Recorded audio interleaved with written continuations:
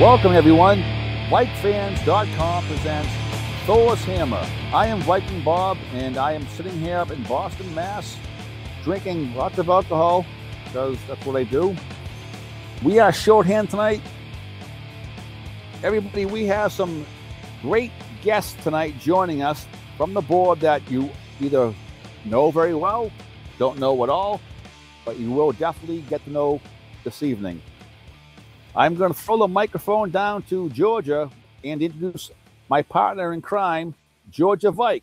Hey, thanks, Bob. This is Georgia. Just sitting here living a dream. Got a little bit more Gatorade going on this week than beer, but there is still a couple beers in front of me. You know, don't want to be getting things out of control here, but my orange Gatorade up to everybody here this week.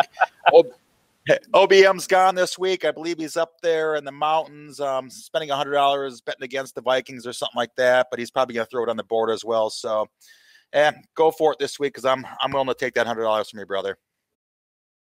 The next member of our team this evening is Magic Mike Olson. I call him Magic Mike because this is a 2.5 to 3 hour recording in which he has to cut down to like 1 hour. We are all in bed. And he cuts and cuts and cuts until the sun comes up and makes us look good. Mike, welcome for joining us again tonight. Hey, I'm just happy to be here behind the controls, keeping you cats under control, and like you said, slimming it down, packaging it up, and getting it out. So happy to be here. Who else do we have on the line with us tonight? We have some wonderful guests from our board on VikeFans.com. We know them as Xannery. Hey there. And Vike Fever. All right, guys, first of all, I want to let everyone know that, again, OBM is not joining us tonight as he is away with his wife and family. Lucky him. I wouldn't want to be here either. We're going to roll into our first segment in which we call Odin's Eye. This is where we take Odin's Eye and we look into the future of our upcoming game, but we also look into our past game against the Lions. And we have a very special guest that also writes an incredible page for this board called Xannery's Observations. If you haven't seen it, I strongly suggest you check it out because this is a wonderful, wonderful page that this guy writes down and breaks down every game, full description, down to how many beers the beer vendor has sold. So from that, I want to start going into last week's game against the Lions. Obviously, we all know by now that we won. Our defense played pretty good. Adrian Peterson looked pretty good other than his 3 fumbles. Teddy played efficient. Granted, he only threw 18 passes and had 153 yards. Nothing wrong with that as the team won. So he played a very effective game. I'm going to pass it on to Georgia Vike, and he can give his synopsis of the game. I thought the Vikings did well last week, to be honest with you. I was a little surprised after the stinker they laid out week 1. Coming into week 2, I thought, okay, we need to win this game, but I didn't think it would be as much of a dominant victory as it really was. The score didn't show up, but the Vikings really outmatched Detroit this week. Teddy did, I believe, what he was supposed to do. He didn't look great stats-wise. If you're a fantasy guy, if you're looking for these big stats, he didn't really have those stats that you were looking for, but he was effective. The completion percentage, his yards, passed, the getting out of, tight spots, running, the dump off to Peterson was great. So I think the offense is starting to come together, which was nice to see. Peterson, I think he had a great game. I'm not all in on him like everybody else is right now, but I think he had a great game. I think his age showed on the one play. I know I'm going to get chastised for that, but I think that little dump off and after he ran the 40 yards, that he looked winded. As far as the defense was great. It's nice watching the defense finally kind of come together and, smack someone in the face. We haven't seen that a lot. Usually there's a lot of penalties, and the defense is when they come into somebody, it's like, okay, there's a flag coming out. You're like, why did you do that? Why did you do that? I believe the bar hit out of bounds, as it called it. It was close. It was close. I don't think there should have been a flag on it, but I can understand the flag being thrown on it. But I was thoroughly impressed with Munnerlyn playing this week. That was probably the best game I've seen him play as a Viking. The defensive line stepped up, and I was really, really impressed with the squad last week. I really think that Brian Robinson probably had to listen to our previous podcast, and he really probably pictured our faces on every Lion player and wanted to kill us. I think Pop should really come back on again, because that was good mojo for Brian. So if we kind of keep this thing coming up every time Pops comes on, Brian has a good game, we're going to make Pops a regular on it. He can take my spot if that's the way it's going to happen. Clearly, the success of the team is reliant on our podcast. That goes without saying. Absolutely. Obviously. it makes Pops a weekly guest, and it makes Brian a Hall of Famer. Win-win. Absolutely. I'm booking my ticket to Canton. I think Pops and Brian will pay for us. Oh, I'm sure. Rumor I heard. All right. At this time, I would like to bring on Zannery. Like I said, he writes Zannery's observations for the page on the board, and you got to check it out. Zannery. Yes, sir. Welcome to Thor's Hammer. Well, thank you all for having me. Hopefully, I won't give you too many regrets. Absolutely not. But always our first question that we ask every guest: what are you drinking? I am drinking Aberlour Highland Single Malt Scotch Whiskey, double cask matured 16 years. Was there a label big enough for that name? Actually, well, Aberlour is the only big words, and they have a big 16, but it's just so delicious to repeat that stuff. I just thought it was a 40-ounce bottle to fit all of it on there. Well, I'll send you a picture. Of course, it's going to be a picture with just like 2 drops left in the bottom of the bottle. I don't know what happened. I don't either. Well, beer-wise, the problem I've got is I've just moved to microbrew heaven up here in the Northwest, and it would take me probably the rest of my life to get around to even most of them. That's a horrible thing. It's all a right, thing. Jerry, let's pick your brain.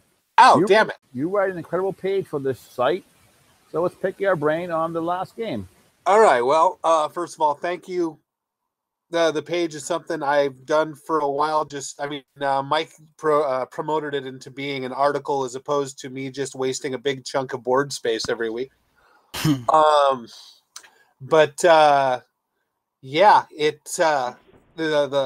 game against Detroit was a lot of fun for me to watch, just in the fact that I know that Teddy, for instance, is not going to have a stat-sturbation day, and that when the whole team is working, he shouldn't have to. We've gotten really used, dating back decades, of either having the ridiculous passing game that was carrying the whole team, or Adrian carrying the whole team, or what have you. And right now, what we demonstrated against Detroit was a balanced team where we were hitting the passes we needed to hit. Teddy's accuracy numbers are ridiculous for that game. Adrian, he put 3 balls on the ground and reminded me way too much of a certain Atlanta game some years ago. But I think a certain amount of that is rust, because it's not like he played much against Sam Clam's Disco. And and it was just great seeing, as much as we didn't put up a monster sack day or anything, we used Matthew Stafford for a Super Bowl, which to me was just amazing. I love watching opposing quarterbacks wincing and looking like they barely can get up off the ground after our guys get out of the area. And so I think that what we saw was what happens when the whole team's working well. Munnerlyn showed up after basically being in stealth mode since we picked him up. And, B-Rob's in their backfield, and got defensive linemen getting interceptions. And I just like it when opposing teams have to worry about every level of our defense. As much as offense sells tickets and scores points, I've always been a defensive football fan first, and it's a joy for me to watch when so many parts of our defense are all clicking, and the opposing quarterback and the opposing skill players spend all day pissed off. That's a good game. No, hold on a second. Can I? Was that stat-sturbation? Can we? Yeah, that? You've read my stuff on the board, man. I created a word. Solid. Hey, every Sunday we get sex. English language is a hobby. You have a copyright on Statsturbation? Actually, if y'all could just make it, combined copyright between me and Vike fans, I think it's a good thing. I will do that. Every time I post that word, I will put Xannery in quotes with a trademark or, next to it, next to your name. How about that? More than fair. Proceed. All right. Sounds good. Other than that, I don't know much more to add. I didn't like that Blair missed that extra point, but he hit everything else, so I'm not terrified yet. I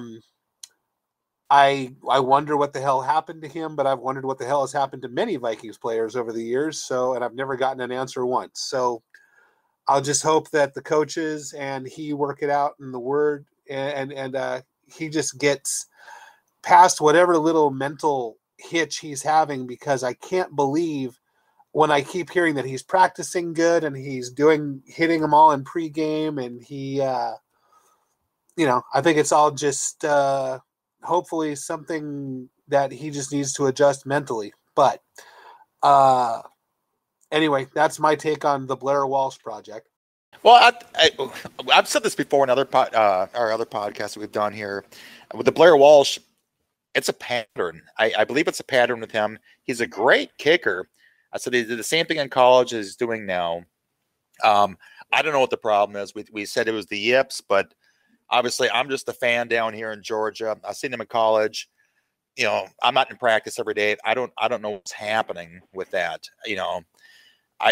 It concerns the heck out of me, but I'm actually hoping, my personal opinion is, I hope the team gets into like kind of a Pittsburgh mode. Start going for two. If he's having problems, to start going for two all the time, unless it comes to a field goal. So, Xannery. Yes, sir. Here you are on our show, and we are delighted to have you. So, obviously, we're going to throw a couple of questions here. And basically, how did you get your name, and how long have you been a Viking fan?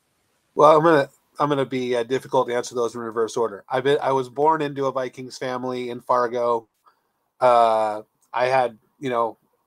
pictures of me in homemade little home drawn Vikings shirts as a baby and everything, and I watched Vikings games as much as I could when I was younger, and really came to understand the game about the time Tommy Kramer came in, and he's still my number one Vikings quarterback. And I will always wonder, though, did he play better when he was drinking or when they managed to keep him from drinking? I don't know what the answer to that is. I would go with drinking. He is. I've known enough Texans in my life to know that many of them are beer-fueled motor vehicles, and I think Tommy probably was better with a couple of proof in him. But so yeah, that's been a lifelong thing, and it only increases every year. The name, I wish I could come up with a really cool, interesting story for it, but the sad truth is that during a brief period of geekery in my freshman year of high school, I had to come up with some name for an old role-playing game name called Traveler. Role-playing, huh? Yeah. No, it wasn't like modern role-playing. Nobody was in a schoolgirl outfit. But at least I don't remember that. I might have blocked that out. But anyway, I had to come up with a strange name for the science fiction game that I was in, and that was like attempt number 3 at thinking of something original. And I used it as logins, for pages and whatnot, and it just stuck. I kept using it, and now it's, on the Vike fans and everything, there's people that have never known me as anything else, so I'm stuck with it. That's awesome. To be honest, that's slightly better than my name and Georgia Vike's name. Well, you see, I never knew, Bob. I never knew that you were a Bostonian, because as a lifelong Aerosmith fan, and I love the Cars, and I love Godsmack and some other artists from up there, I've always wanted to know what's in the water up there, because some of my favorite musicians seem to roll through Boston. Lots of alcohol. That works. I'm doing it right. When it comes from like bands like Aerosmith, they had a studio in Waltham, Mass, which is the town I grew up in, and we used to sit outside the studio, and we could hear them practicing outside every day. It was phenomenal. Who else have I met? A few other ones I have met from around here. Jay Guy. Is White Zombie from up there? Yes. Rob Zombie's from Haverhill, Mass. His brother is Spider, lead singer of Power Man 5000. I So think Jay Giles is from up there. Who? The Jay Giles band was up there. Yes, they are a Boston band. Peter Wolf, lead singer. Jay Giles is, guy in the band. Peter Wolf, I just said him. Magic Dick. All these guys. The band Boston was phenomenal. Oh, yeah. God rest their singer. Yeah, that was. I love me bad. some Boston. Few different levels. That was creepy. But you talk about Aerosmith, and to me, there's two Aerosmiths. There's the rock Aerosmith, and then there's like the over 50 Aerosmith. Well, I will say this: I saw them when they got together, but they hadn't sobered up yet. I was like 14 when they went on their what they called their Back in the Saddle tour, and Steven Tyler was so thin it looked like the microphone stand was carrying him around. And none of them had any color at all. They looked like they hadn't seen the sun in 10 years. But they played. It was a cool show because they played a lot of deep album tracks because they weren't supporting an album for that tour. They didn't have 3 specific singles that had to be thrown in. So it was a cool show. But but I've seen them in shows since then, and as much as I do love the first albums as far as the music, they put on a much better show now because they're functional. My favorite band of all time is The Who. I absolutely love The Who. And we all know Moon passes out after shows and all that stuff like that. But for me, that's rock and roll. Well, yeah, I always tell people the reason I never liked punk is because the Kinks and The Who did it better. Okay. Well, you're not putting down The Who. I'll be happy. That's a pretty solid take, actually. Yeah, the Who and the Kinks were angrier about every young man's frustration topic ever than any other punk band ever got to. Well, I think if I recall correctly, the Clash, I think, and Sex Pistols, their favorite band was The Who. Yeah, and The Who. My favorite thing about them in a way is that The Who could be whatever they wanted to be because Pete Townsend is one of God's own songwriters. Yes. And that passed on a little bit. I acknowledge 2 punk bands in the world. One is the Ramones, one is the Clash. And the Ramones got the efficiency, the knock out a whole song in 2 minutes, 10 seconds thing. And the Clash got the, hey, we're going to write this political thing followed by this other thing. They're not going to sound anything alike, but it's all the Clash. And I don't even know if you could do that nowadays. Probably not. But I don't know what else you want from my personal resume other than I really like scotch I can't afford. I'm obviously a music geek, and I've been playing in bands since the mid-'80s when I could put 3 chords together and go to a kegger. You're my idol, dude. All right, gentlemen, we are going to move on. We're going to talk about our upcoming game against the Chargers. I think we win this one 28-17. I think the defense steps up. I think we put some pressure on Rivers. I think our linebackers play very well. I think our defensive line gets a couple of sacks, 3, maybe 4, maybe a turnover there on a fumble. I think we get 2 interceptions. I think Peterson plays well. I think Charles Johnson steps up this game. This is his coming out game. Wallace might catch one deep one. Rudolph might have a decent game. But this game for me is Bridgewater to Charles Johnson. He has been non-existent. And I think Norv is going to throw the spotlight on him. What do you guys think? This week, I think the Vikings, last week, they kind of knocked some sense into me. They showed that they weren't that fraud that they were week 1. Week 2, they played a decent game. I like the fact that we're playing at home this week. I believe if we were playing in San Diego, I'd be picking the Chargers. I don't know if Peterson's going to have the game that he has, that he had last week, or even the last time, the record-setting game against the Chargers. But I think... Is that the game where AD go for 296? Yes, I believe he goes missing this week, though. I believe Peterson will get his yards, but I don't think he's going to get the 30 carries he had last week. I believe it's 29 or 31. Someone please correct me, but I think Peterson will get his carries. They're going to try to key in on him a little bit more. But I really think this is the week that we see Mike Wallace break out. I think we're going to see some more downfield passing to kind of open up the game because as we get the game plans going on here and the team starts squaring up to look at the Vikings tape, you're going to see the first game was a mess. Game 2, they're going to see that Peterson was getting the ball all the time. I think game 3, they're going to show that Wallace is getting the ball, so you can't really key in on one specific spot. So I think the Vikings win this week, but I am worried that Melvin Gordon playing up against Trey Waynes this week, just the buddies that they are and being from the area around here, I think he's going to do everything he possibly can to have a huge game when he's in Minnesota. I kind of hope so, because I have him on my fantasy team. We'll get to that later. My prediction this week, I'm going to say it because last week I predicted both teams. If you listen to the whole entire podcast, the first week I predicted the Vikings to knock San Francisco out of the water. So I'm going to pick San Diego this week, 31-28. They're winning. You're taking one for the team. I understand what you're doing here. Thank you. Hey, let's go to Zannery. Okay. First of all, I'm taking the Vikings in this one. I have us, as best as I can see things, about 28-20 to us. It's going to help us. We're playing at home, obviously. I agree. I think that Peterson is going to have a good day. I don't think he's going to have a God day. I do see our wide receivers coming into play more. I was just looking a little bit over San Diego's stat sheet a little bit. They do have 3 interceptions, but they only have 1 sack so far. So Teddy, even with our line being, we'll be polite and use the word suspect.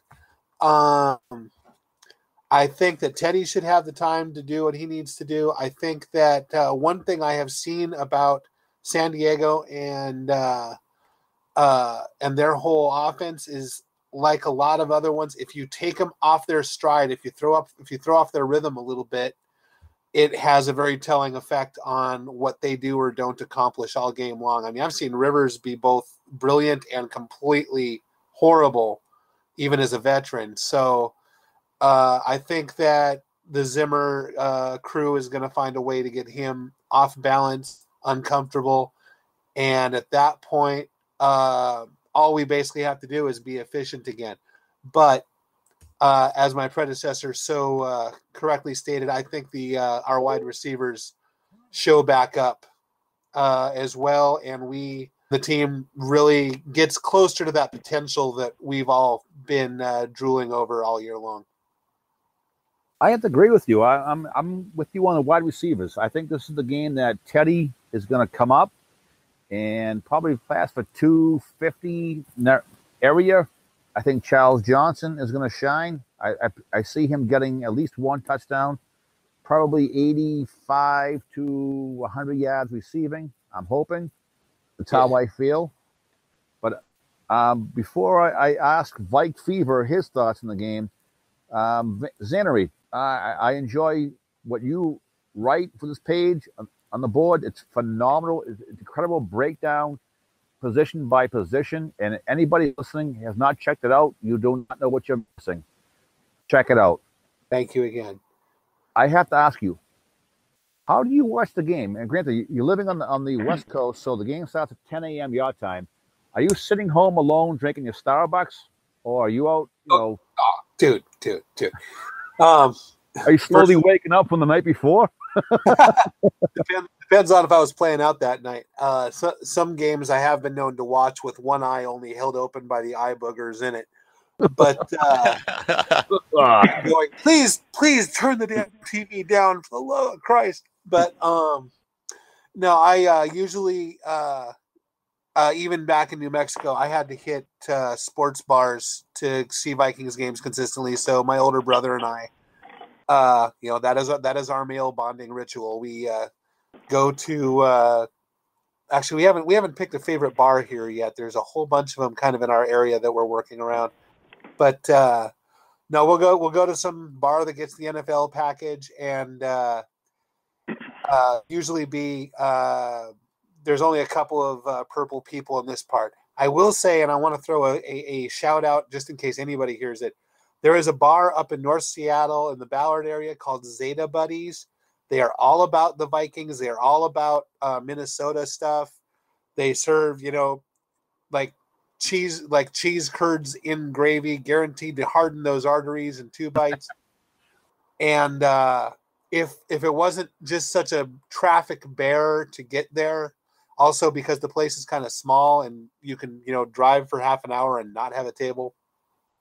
Cool. I would be there a whole lot more than I am. But like I said, it's at the other end of Seattle, and I'm 20 miles south of Seattle to begin with. Well, as a guy living on the East Coast, obviously the games out here start at 1 o'clock, so you hit the bars at noon and everything's open. What time are the bars up there open? I don't know what the law is. It seems like a lot of them will just have the whole bar available whenever they open, because that way also the people who are watching through death-dealing hangovers can order those Bloody Marys and get through their morning. But it seems like up here they're pretty cool about it. The big problem I have up here is that my son, who is not quite 21 yet, he's like 2 months away. I can't take him into a lot of those places. Some of them have separate sections, but some of them don't, and that's kind of a bummer. Buffalo Wild Wings. I've never been, actually. He'll get in. Well, every football game, drink some beers. Hey, you're all good. I'll have to do it. The place is so obvious, I forget about it, if that makes any sense. I get you on that. I get you. All right. Moving right along. We're going to bring on our second guest this evening. You may or may not know him because he is kind of new to the board. He goes by the screen name of Vike Fever. How are you doing tonight? Vike Fever? Doing great, Bob. How are you? I'm very well, thank you. Since we were talking about the upcoming game, we want to get your insight on the game and your guesstimate on the score. And then we're going to get to know you on the board. So if you could, give us a brief synopsis of what you think is going to happen this weekend and a final score. I think the defense is still going to take charge this week. I look for a good matchup with the linebackers, with Woodhead coming out of the backfield. As aggressive as the linebackers were last week with gap control, I can't see them just doing the same thing they did last week. Excuse me, except for Woodhead coming out, and they have got one or two younger running backs that they're trying to run a rotation. I don't see their backfield as good as what Detroit had last week. Nice. What do you predict the score? 31-17 Vikings. Ooh, a 2-touchdown win. Hey, Fever, do you think Melvin Gordon's going to run wild, or do you think we're going to shut him down? Shut him down. I hate you. Let's get off the board. I have him on the fantasy team. I need him to do something. I mean, if you look at the first week, when there was no gap control, nobody had any, contain. But last week, the athleticism of the team showed, and everybody was doing basically the job they were supposed to be doing. And, there was no running against us. Do you think that was an anomaly, or do you think that's going to be a consistent thing coming up here in the boost? I think the first week was an anomaly. Last week is going to be more of what you would see with a Zimmer defense. I agree with you. Much like we saw it last year, but we didn't have the personnel last year that we have this year with the linebacking crew. I like the way you think. I like the way you think. And also the secondary, Rhodes is contesting virtually every ball. There's some ticky-tack penalties you got called. Well, that's going to happen when you're sitting there trying to cover a guy that's 8 inches taller than you are. But you didn't see the mental breakdown of somebody just running wild with nobody around him for 7 yards that you saw the first week.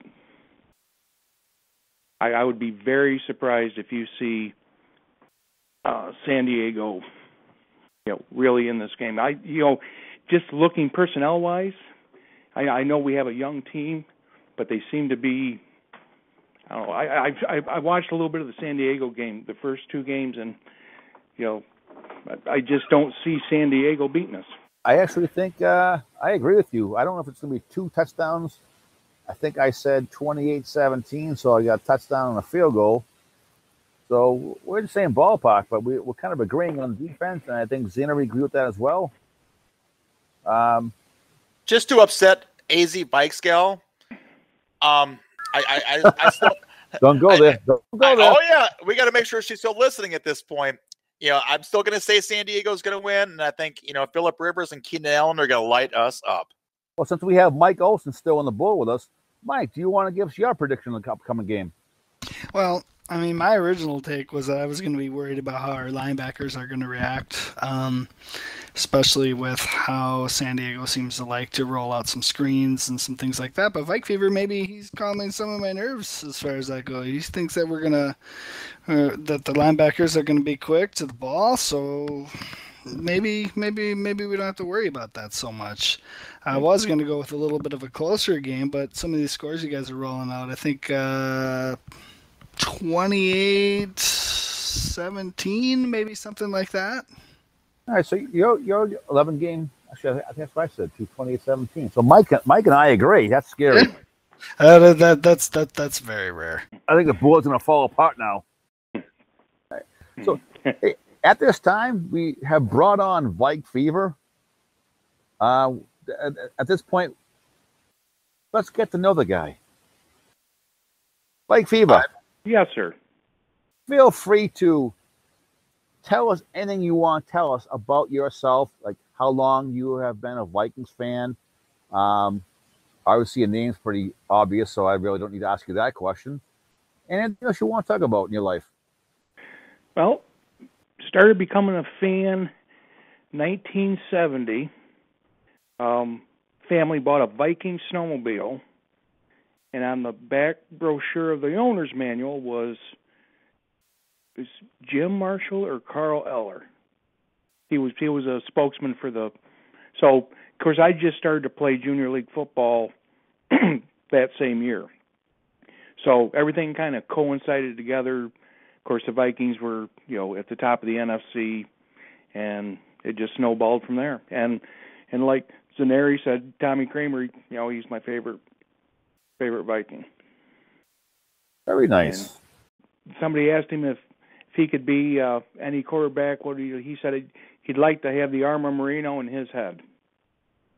So I thought that was a pretty good tip off to Marino. And Tommy didn't have the strongest arm going, but I mean he was just tenacious. I go CP99. He's like a modern day Joe Cap. He just wanted to win, and he'd get down and dirty and just do what he needed to do.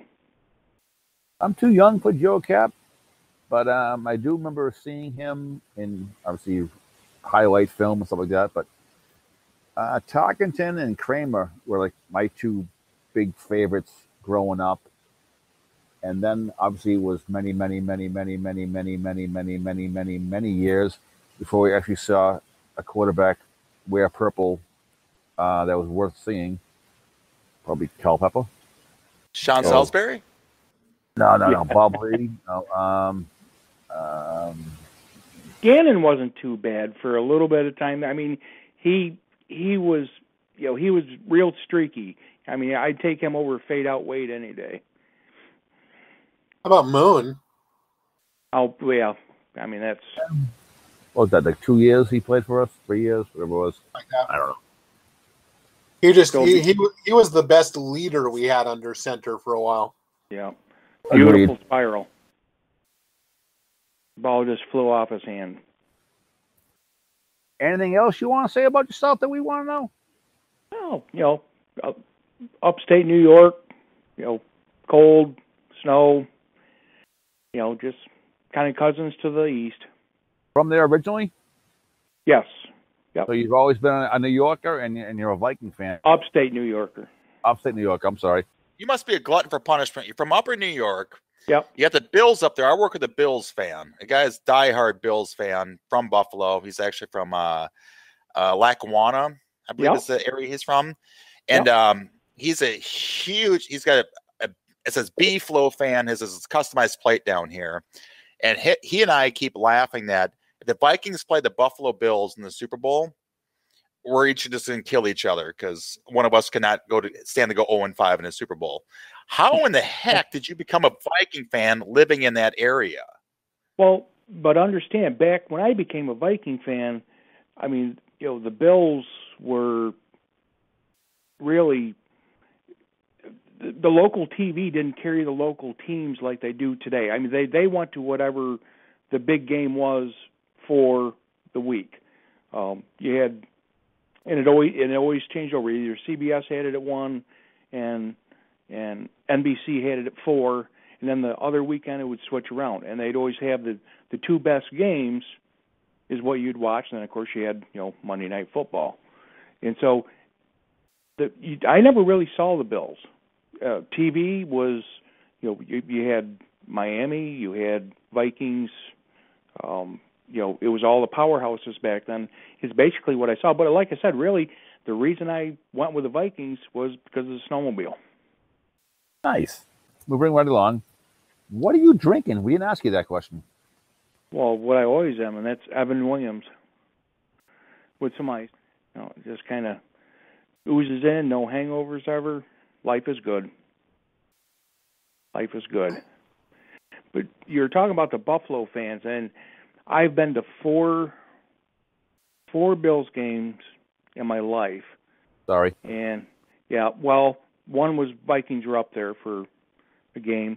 The other one I played in high school. I played with two guys that ended up going to the NFL. First one was the first one ever banned for life. Tony Collins played for New England Patriots. Yep. Nice.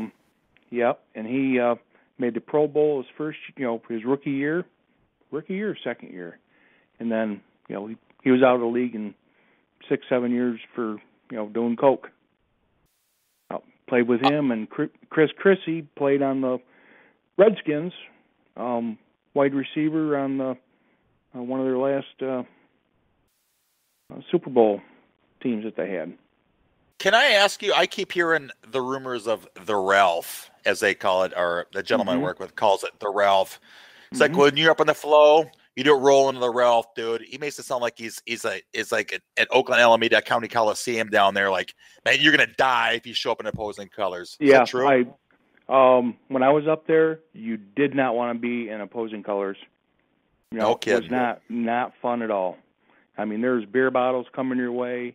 There's ice snowballs. I mean, it was, and which was okay because you're going into that situation. So even if they see you cheer, but the sad part is the Vikings have been up there. What, they were up there last year? Was it last year they were up there, or the year before, for a preseason game? And I wouldn't take my girls up there, just because didn't want to subject them to what I knew was going to be going down. That's too bad. I should bring my ex-wife to a game there. Oh, definitely. Yeah, it's not a now. Let me step back. Maybe it's changed in the last 8-10 years, but I doubt it. Guys, let's move along. We've all discussed the past game, the upcoming game. We have met Zannery. We have met Vike Fever. We'll keep them on the board with us, but we need to move on. And something we didn't have time to do last week is fantasy football. There's a bunch of us that play on the VikeFans.com Fantasy Football League. And unfortunately, last week we didn't have time to talk about it. But this week, I really wanted to get into it. This week, we have a bunch of games going. We have 6 games.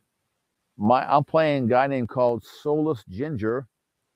We are both 1-1. He's projected to beat me by 10 points. We got Georgia Vike and his awesome team projected to lose again, normally. I hope I do.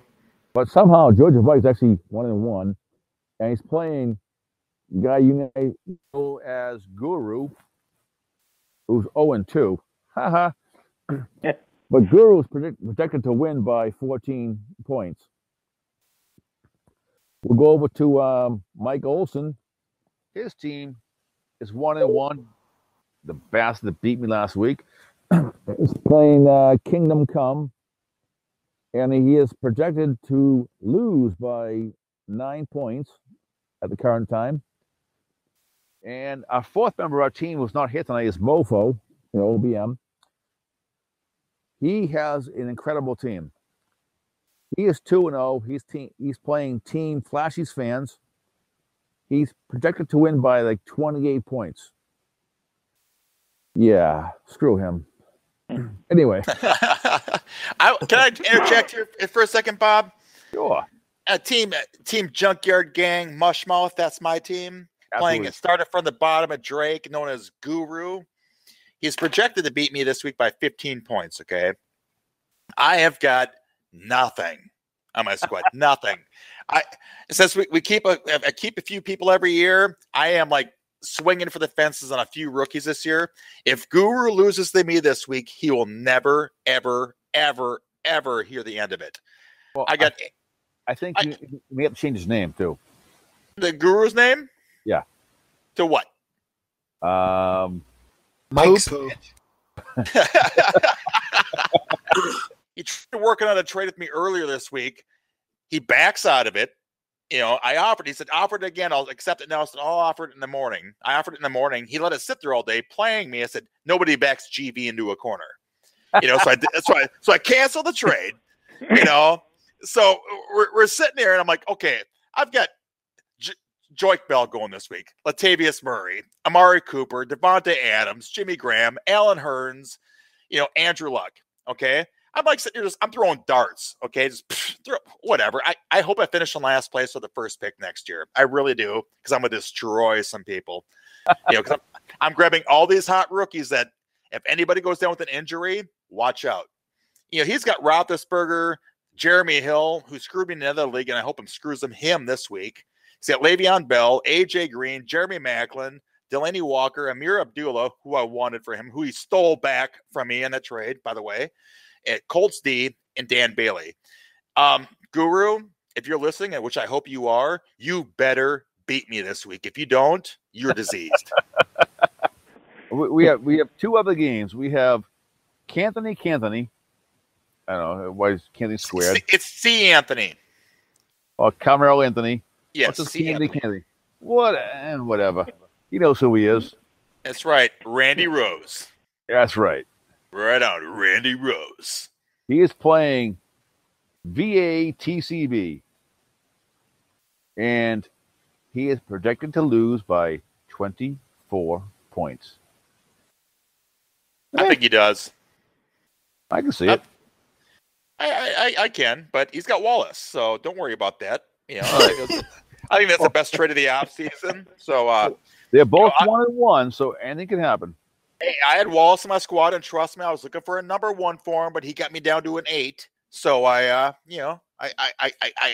hastily gave up Mike Wallace for an 8. And finally, the game of the week. This is the game where I really was hoping one or both these guys would call in and absolutely talk smack to each other. This game is Fano Purple versus a Wetlander, where Fano is 2-0, Wetlander is 1-1, and the projections has Fano Purple winning by 10 points. Projections have Fano winning by 3 points right now, Bob. You're correct. I've read the line. I'm sorry. You're correct. So 3 points. I think Fano, I love Wetlander, but Fano is the team to beat. He was the man last year. He's still the man until someone knocks him off. He pulled a horseshoe shaped rabbit's foot out of his rear end, and he's got quite the squad. I think he's better than OBM. Horseshoe? I heard it was the whole horse. Well, he probably Fano, as much as people might not realize, this guy knows his stuff, and I think he's pimping us all right now in this whole fantasy football thing because he's got the squad. Well, he got lucky last year because I didn't play in the league. He has Forte, Antonio Brown, and Emmanuel Sanders from last year still on a squad. Again, I didn't play last year, so he got lucky there. Yeah. You keep telling me how great that is. Mike Olson's in the same boat as me, and he agrees. Hey, look. I zoned out there for a second, but I'm going to tell you right now, just the fact that I beat you last week after all the shit that I took for the trade earlier on in the year, you got to go duck your head in a hole somewhere, bub. I heard some dumbass traded Kelvin Johnson or something like that, or traded for him. I can't quite remember how that whole thing went down. Wait. It was trading Calvin Johnson for Le'Veon Bell. Oh my God! You traded Le'Veon Bell for Calvin Johnson? Well, here's the thing about that trade. At the time that I made it, we didn't know that he was only going to be suspended 2 games. We thought he was going to be suspended 4 games at that point in time. Mad Dog 2020 back in the conversation. No. And I desperately needed receivers on my team at that point, and I already had Charles. So, in my estimation, in fantasy football these days, you make your money with your wide receivers, not with your running backs. And I understand that Le'Veon Bell is phenomenal catching the ball too, but I really saw Pittsburgh throwing the ball downfield because they were switching from their 3-4 defense over to a cover 2 defense, and I really thought they were going to be behind quite a bit this year. Now, they've been doing all right so far, so we'll see how it works out for me in the end. Did you attempt to offer up Le'Veon Bell for Antonio Brown? No. You should have. I do have to say, like, I agree with you on the wide receiver aspect. I do. Everyone overrates these running backs. That's why I didn't keep any. But I agree with you. Sorry to cut you off there, Olson. But talking about trades in this league in general, I mean, people are coming after me now for Alshon Jeffries with some absolute dog shit trade offers. And it's like, are you kidding me? You're trying to give me some garbage for a guy that could be a stud next year if he gets anybody throwing him the ball that can get it in the same zip code. And it's pretty amazing, some of the crap that people try to slide under the table at you. I agree with that because I had plenty of people, they're like, you're not going to keep Watkins, you're not going to keep Gore. I'm like, why? I hate having, Frank Gore on my team because every time you play him, he does nothing. When you bench me, then he scores 30 points. Watkins has nobody throwing him the ball that I've ever heard of, and I wasn't going to keep him. And there's certain players with every year, like, oh God, they can be great or they can suck, But it's fun to talk smack about it because obviously you Kelvin Johnson, you get a great wide receiver, and I told you back in February, March, whenever I met Kelvin Johnson, he was he's one of the nicest guys I've ever met in my entire life, especially very humble guy for being a professional athlete. So I'll give you props on that for having him on your team. Well, I got a nice guy on my team, so that's great. That's right. After last week, he's no longer a wide receiver. Hey, can I trade you Toby Gerhart for Kelvin Johnson? They're both nice guys. Absolutely. I think we're agreeing that right now the 2 top teams are Fan of Purple and Mofo, barring injuries. I can't agree on Mofo just because I like him. I want to make his life miserable. So, Mofo, I think he's got the 4th best team out here. Oh, I gotta get the reverse psychology. Yeah, fuck Mofo. He sucks. Yeah, Mofo, I don't care what he thinks, but he can come over and beat me up. Come on. Mofo, I think he's got a good team. I really think Wetlander has a good team. I think Fano has a good team. I think Mofo's number 3 to me. Number 3. I think Wetlander losing Des Bryant and then Romo going down really hurts him. Yes. But he still has a pretty solid team. He may finish 3rd or 4th. But top 2 right now, I'm going Fan of Purple and Mofo. If I had to put my money on it right now, I would put, I'd put my money on Fano. Nothing against you, OBM, but you suck. I think Bano has a better squad than you at this particular moment. All right, guys, we're going to move on right now. We're going to head into other teams' games.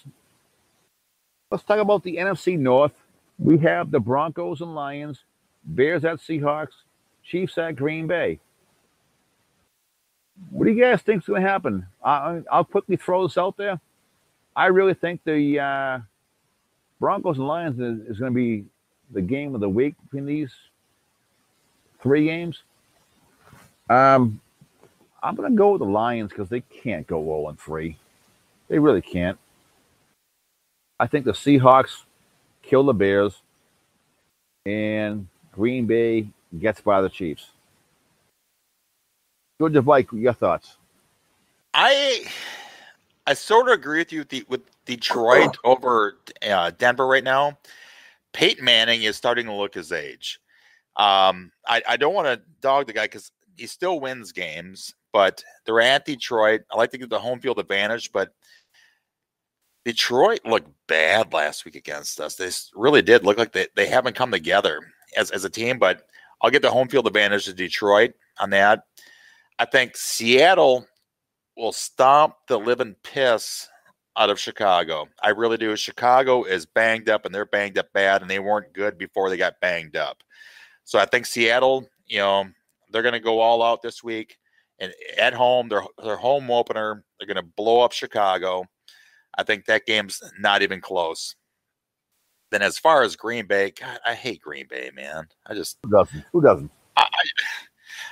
Trust my two favorite teams this year are Kansas City and Minnesota, and I'm gonna take Kansas City in the upside at Lambeau this week. I think Alex Smith is going to throw his first wide receiver touchdown to a wide receiver this week at Lambeau Field. 6 years. What's that? In 6 years. I think he's going to do it this week at Lambeau Field. Alex Smith, first touchdown to a wide receiver in a year and a half? Yeah. I think it's going to happen. I think Kansas City wins because of a missed field goal, like on an extra point somewhere in that game for Green Bay. We're going to go to Mike Olson in this one. Give him a chance to chime in first. Well, the Bears are going to kill the Sea Chickens. That's obvious, right? Oh, wait, we're not. Mike, put down that drink, Mike. That's right. We were going to try and be a little more sober this episode. More Mad Dog 2020 in again. Obviously, it's a win for the Seahawks, but I don't know. I think the Broncos are going to beat the Lions. I really do. It's not a good team. I mean, I won't be glad if they do. They have offensive firepower, but something is not right on the defensive side of the ball with that team. They just don't seem to have any enthusiasm. They don't seem like they're responding to anything. I think Peyton is going to carve that defense up, and then they're out. 0-3, you're done. You may as well check out for the rest of the year. Kansas City at Green Bay. Boy, it would be nice to see Kansas City pull out a win, wouldn't it? Absolutely. And I'd like to believe that the running game's going to get it done for them, but I can't until I see something different. I don't think I can bet against Rodgers and the Pack.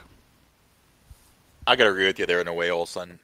The Pack, they're great. I'm just, maybe it's just wishful thinking because I hate Green Bay so much, but Green Bay, like I said, week one, the Green Bay is the cream of the crop until you prove them otherwise. But I just see every team's got that upset, that game they should win that they don't type of deal. I think this is the week there in Green Bay. Excuse me.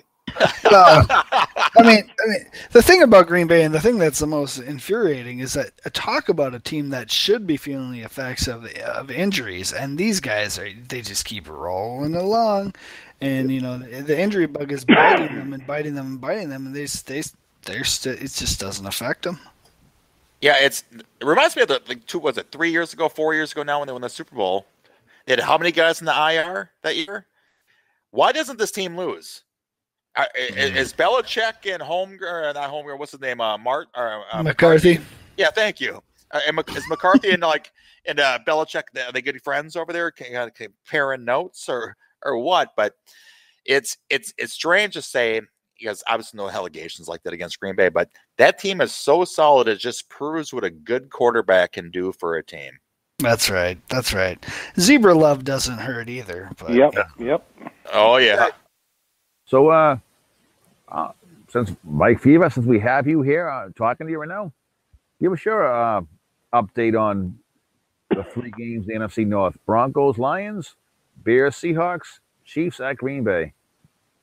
Denver's defense is very good, and if you saw Stafford after we beat him to a pulp last week, I mean, he was turning his back as he was trying to throw the ball. I don't see Detroit beating him. I mean, yeah, Peyton, he might do, but the defense is really what's been Denver's steady go-to, and I'm not going to say Denver's defense is as aggressive as ours, but they had to be watching the tape and said, if we put 2 or 3 licks on, I mean, the guy's about ready to quit. I mean, he was sitting, who banged him in the back of the head after he got knocked down, and he's sitting there with and somebody Viking tapped him on the back of the helmet as he was walking away, and he grabbed a hold of his head like, they hit him with a hammer. I mean, the guy's hurt. That was Thor. Yeah, I think he's still going to be feeling it this week. Chicago, of course, everybody's going to say Seattle. This is one of those games when you turn around, Chicago beats them 35-3, and you go, what? Kind of like our first week against, 49ers. So you're picking the Bears? No, I'm just saying, don't be surprised when it happens. No, I see it. Seattle 45, the Bears 3. Who's Chicago's quarterback this week? It's Clausen. Clausen? Yeah, Oh. Jimmy Clausen. Fever, I love you, brother. 35-3. Don't be surprised if it happens. Right, if that happens, recorded. Yeah, if that happens, I'm sending you up some natty ice. Yeah, I'll take it. I'll send it on up to the upstate New York. You'll get the coldest 12-pack of natty ice you've ever seen in your entire life. Yeah. If it doesn't happen, you just remember you owe me 3 cents. Okay, got it. And no, Green Bay does not beat Kansas City. Kansas City's too well-rounded team. It's the best team Green Bay's played so far. Really? Forget about all the hype they had when they played. Who the hell was it last week? Seahawks. So yeah, Seahawks. Who are 0-2. You're taking the Chiefs at Green Bay? Yep. That's Nice. 2 of us. Hell, if we can beat them there, anybody can beat them there. All right. I mean, it's you like you said, Aaron Rodgers, and how does he keep winning? But unless Kansas City and Jamal decides he wants to fumble again with 10 seconds left on the clock, they're a more well-rounded team. That I've seen. I think Olsen's got a big smile on his face right now every time you talk about Charles and doing well against Green Bay. So, everybody's talking about they can't be beat. Green Bay's defense is not that great. Their offense puts them in a position to be, but I think if they're held to task, they're not. Give me a score. Give me a score on that game. Or actually, don't a score. What's the point spread? Kansas. No, I don't even know how to do point spreads. But Kansas City 24, Green Bay 17. I like it. I like it. Hey, we'd all love to see my it. new favorite poster. That's right. Me and Fever. Yes. I got a fever. The only prescription for that fever is more your Green Bay negativity. Right. And the reason it's Vike fever is because every time I watch the Vikings play, I'm get so pissed off that my head's about ready to explode. So. Hopefully that changes over the next couple of years. You are a Viking fan. Absolutely. Right. And our last guest was Enemy. Guilty. All right. Let's see here. Broncos and Lions. I agree. Stafford's just basically shaping up to have a bad season. I think Von Miller hits him on the ribs under that throwing arm again, and he's basically useless for the rest of the game. So I see the Broncos taking that. Peyton doesn't have to be great right now because the team was actually pretty balanced. As much they've won 2 ugly ass games, but when you win ugly ass games, you're still not losing games. So I got to go Broncos all the way on that one. The Bears at Seahawks, as much as I am desperately, desperately sick of, I'm living in quote unquote tough man country right now, and you can't escape it anywhere. Sorry. And as much as there's that certain cornerback on that team, I really just would love anything to put a big ass cork in his mouth just to shut him up for a week. They're gonna just the Bears. It's gonna be like a prison rape on NFL presentation. It's gonna be terrible. The Bears. I don't know if the Bears are gonna get past the 50 in the whole first half. Really? I see the Bears getting mauled because I do not like giving props to Seattle much more than I like ever giving props to Green Bay. And usually I bleed a little when I say anything good about Green Bay. But with Cam Chancellor back and that team is smarting from the start they've had, they're going to take it out on somebody, and Chicago is lined up to be their bitch. I think the same way. I think Chicago's going to get their ass kicked, but getting past the 50, that's what I'm just asking you. Like, really? You don't think they can get past the 50 at all? Yeah, well, we almost held Detroit out of our territory for the first half last week. I'm like you more and more, Zannery. I'm just saying this should be one of those games that Bears fans, there's going to be a whole spate of alcoholic-induced hospitalization and probable deaths across Chicago after that one. And Chiefs at the fudge specialists.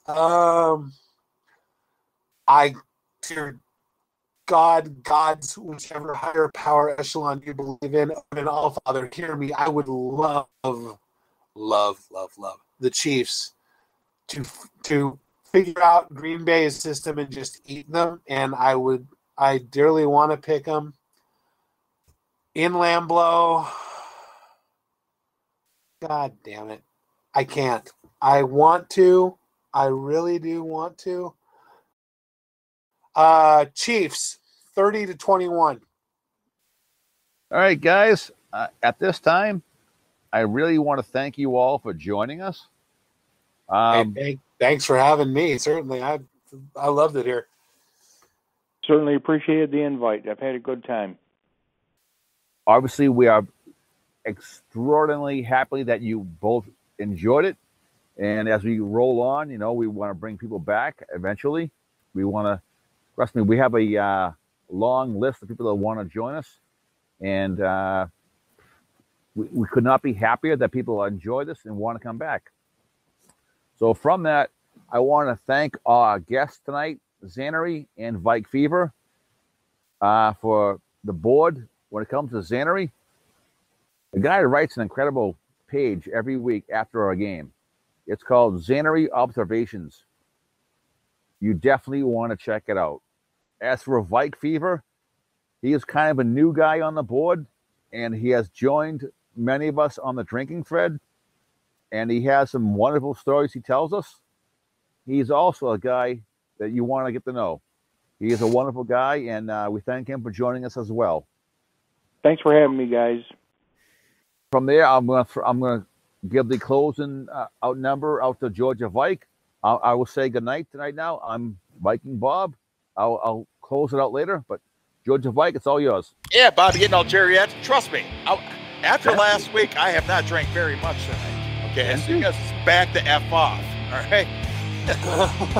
Well, I wasn't with you guys last week, so I'm gonna drink. Well, all right. What are you drinking right now? But Georgia Vike's sponsor. Want me to get up the phone early tonight? Hey, pour me another one over there, bartender. Go get me some.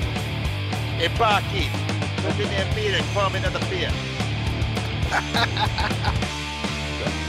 Hey, we'll keep going. How's that? We'll keep going.